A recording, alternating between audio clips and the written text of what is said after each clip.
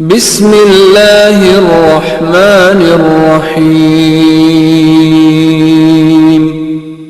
سورہ مائدہ کی دو آیتیں، آیت نمبر 54 اور آیت نمبر 55۔ 55ویں آیت کا ایک نام بھی ہے جسے آیہ ولایت کہتے ہیں۔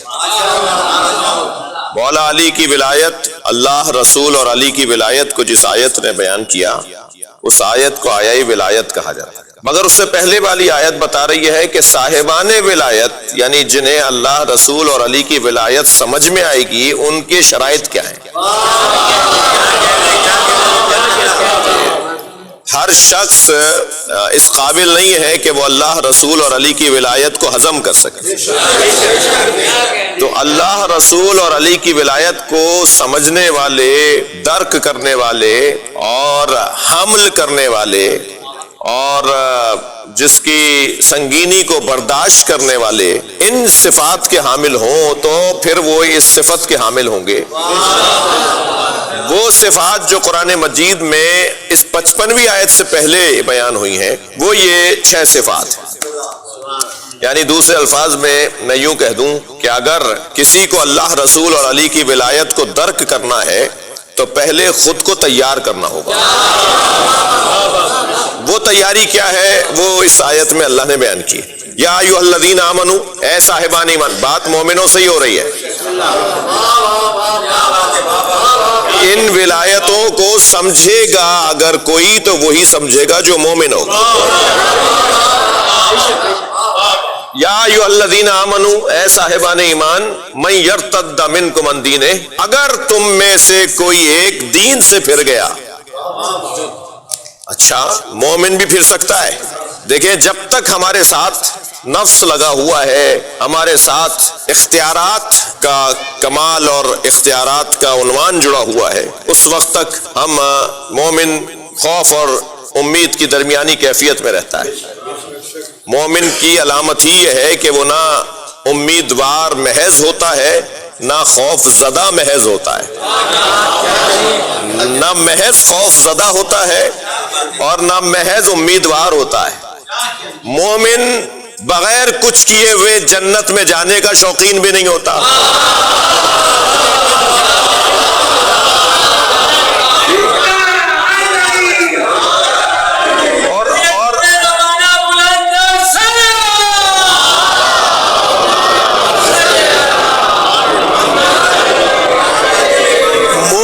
مومن بغیر کچھ کیے جنت میں جانے کا شوقین بھی نہیں ہوتا، اور مومن کی قبر میں سانپ اور بچھو بھی نہیں ہوتے۔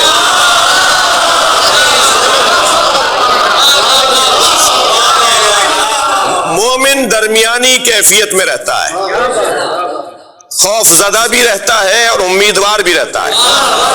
یہ میرے الفاظ نہیں ہے، یہ معصوم کا فرمان ہے۔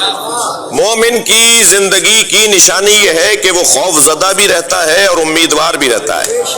اگر میں ان بچوں اور جوانوں کو سمجھانے کے لیے اور بزرگوں سے دعا لینے کے لیے مثال دوں کہ آپ موٹر وے پر اگر اسلام آباد سے لاہور آ رہے ہوں، یا مثلاً کراچی اور حیدرآباد کا موٹر وے بھی مان لیتا ہوں میں، آپ کراچی سے حیدرآباد موٹر وے پہ جا رہے ہوں تو تیز رفتار گاڑیاں اور خطرناک پیچ و خم اور موڑ اور نشیب و فراز کسی حادثے کا خوف زدہ بھی کرتی ہیں اور تیز رفتاری سے منزل تک پہنچنے کا امیدوار بھی کرتی ہیں۔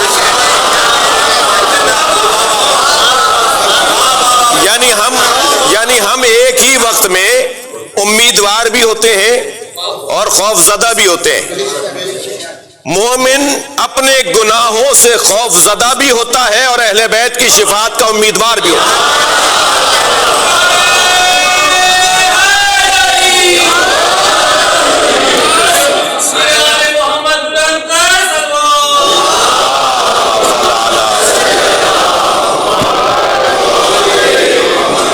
مومن کی یہ کیفیت ہے۔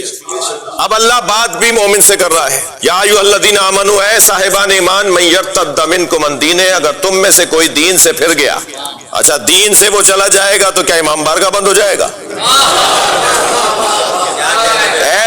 ایسا مومن جو پھرنے والا ہو وہ تو کل کا جاتا آج چلا جائے۔ جی یا ایھا الذین آمنوا من یرتد منکم عن دینہ، اے صاحبان ایمان اگر تم میں سے کوئی دین سے پھر گیا تو یہ مت سمجھنا تمہارے جانے سے کچھ ہو جائے گا. ہماری وجہ سے مجلسیں نہیں ہے، ہماری وجہ سے عزاداری نہیں ہے، ہماری وجہ سے امام بارگاہوں میں رونق نہیں ہے، ہماری وجہ سے مسجدیں آباد نہیں ہیں، ہم مسجدوں کی وجہ سے، ہم امام بارگاہوں کی وجہ سے، ہم عزاداری کی وجہ سے. یہ ذکر ہے جو ہمیں عزت دے رہا ہے، ہم نے اس ذکر کو نہیں بڑھایا. ہم نہ ہوتے تو ہم سے زیادہ اچھا کوئی ہوتا، پہلے ہم سے زیادہ اچھے تھے، آگے بھی ہم سے زیادہ اچھے آنے والے. ہمارے ہونے سے کوئی فرق نہیں پڑ رہا، ہمارے نہ ہونے سے بھی کوئی فرق نہیں پڑے گا. یہ اس کا کرم ہے کہ وہ ہمارے ذریعے اپنا ذکر عام کر رہا ہے. یہ اہل بیت کا ہم سے کرم ہے، ہم پر کرم ہے کہ ان کا ذکر ہم اپنی زبان پہ جاری کر رہے ہیں.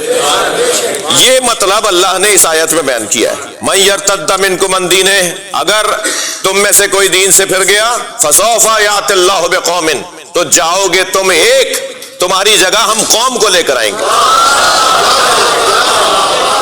جی تمہارے ایک کے جانے سے کوئی فرق نہیں پڑتا. یہ قرآن ہے بھائی. تم میں سے من یرتدہ، ارتداد کاظمی عالم ہے، عربی ادب کو جانتے ہیں. تم میں سے ایک اگر کوئی دین سے پھر گیا تو ایک کے جانے پر قوم آئے گی، تو دین کا تو فائدہ ہی ہوگا. صلوات پڑھ لیں ذرا محمد والے.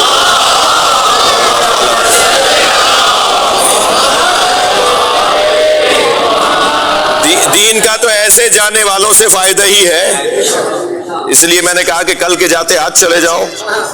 جی بہت سارے لوگ سمجھ رہے ہیں کہ ان کے بغیر گزارا ہوگا نہیں. انہیں کوئی جا کر خبر کرے کہ تمہاری تو کوئی حیثیت نہیں ہے. جو نوابین تھے، بادشاہ تھے، سلاطین تھے، جنہوں نے قلعے بنائے تھے، محل بنائے تھے، آج ان کی قبروں کا پتہ نہیں ہے مگر حسین کا نام ہے.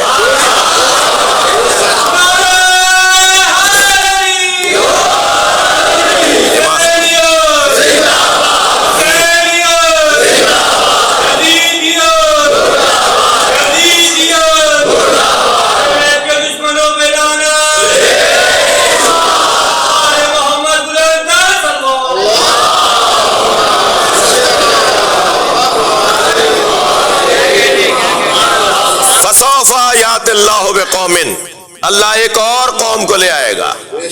جس قوم کو اب اللہ لے کر آئے گا اس کے اندر یہ 6 صفتیں پائی جائیں گی. سب سے پہلی صفت یحبہم، وہ اللہ سے محبت کرتے ہوں گے. جی یحبونہ، اللہ ان سے محبت کرتا ہوگا، اللہ ان سے محبت کرتا ہوگا اور وہ اللہ سے محبت کرتے ہوں گے. محبت دو طرفہ ہوگی.